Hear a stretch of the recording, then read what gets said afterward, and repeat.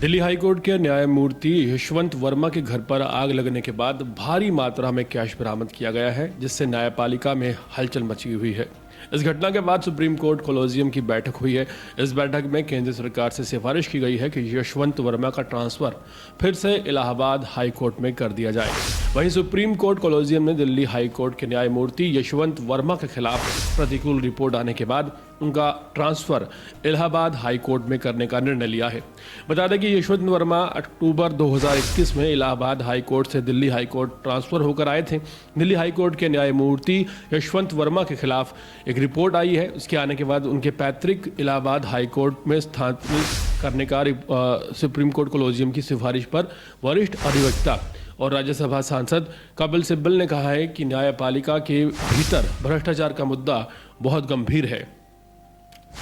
ये ऐसा कुछ नहीं है जिसे देश के वरिष्ठ परिषदों और वकीलों ने पहली बार व्यक्त किया है। ये वर्षों से चला आ रहा है। अब समय आ गया है कि सर्वोच्च न्यायालय इस मुद्दे पर विचार करना शुरू करे कि नियुक्ति प्रक्रिया कैसे होती है। नियुक्ति प्रक्रिया अधिक पारदर्शी और सावधानीपूर्वक होनी चाहिए। भ्रष्टाचार एक बहुत गंभीर मुद्दा है और प्रधानमंत्री मोदी जी ने जो कहा है, इसके बावजूद भ्रष्टाचार बढ़ रहा है। जिस तरह से ये खबर सामने आई है, वाकई चौंकाने वाली है। मीडिया रिपोर्ट्स के मुताबिक दिल्ली हाई कोर्ट के न्यायमूर्ति यशवंत वर्मा के सरकारी बंगले में किसी वजह से आग लग गई थी। घटना के समय न्यायमूर्ति यशवंत वर्मा दिल्ली में नहीं थे और उनके परिवार के सदस्यों ने फायर ब्रिगेड और दिल्ली पुलिस को सूचित किया।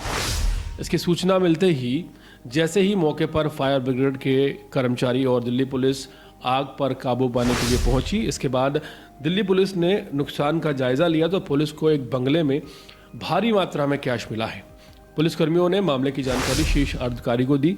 इसके बाद ये सूचना सुप्रीम कोर्ट के मुख्य न्यायाधीश संजीव खन्ना तक पहुंचाई गई। उन्होंने इस मामले को गंभीरता से लेते हुए तुरंत कोलोजियम की बैठक बुलाई है, जिसमें यशवंत वर्मा का ट्रांसफर इलाहाबाद हाईकोर्ट करने का फैसला लिया गया। अभी तक न्यायमूर्ति वर्मा ने कैश की बरामदगी पर कोई भी प्रतिक्रिया नहीं दी है और जिस तरह से जुडिशरी को लेकर ये एक चौंकाने वाली खबर दिल्ली से सामने आ रही है, ये वाकई हैरान करने वाली है।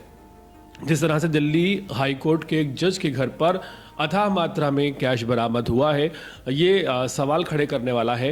और सबसे बड़ी बात ये है कि वो न्यायमूर्ति जो न्याय के लिए जाने जाते हैं, अगर उनके ही पास इस तरह का अवैध धन प्राप्त होगा तो सवाल उठेंगे कि न्याय प्रक्रिया देश में आखिर किस तरह से चल रही है।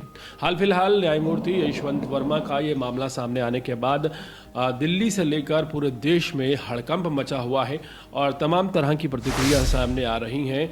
किस तरह से जज के बंगले पर जब अचानक आग लग जाती है और एक कमरे में अथाह कैश मिलता है, यह वाकई चौंकाने वाला मामला सामने आया है।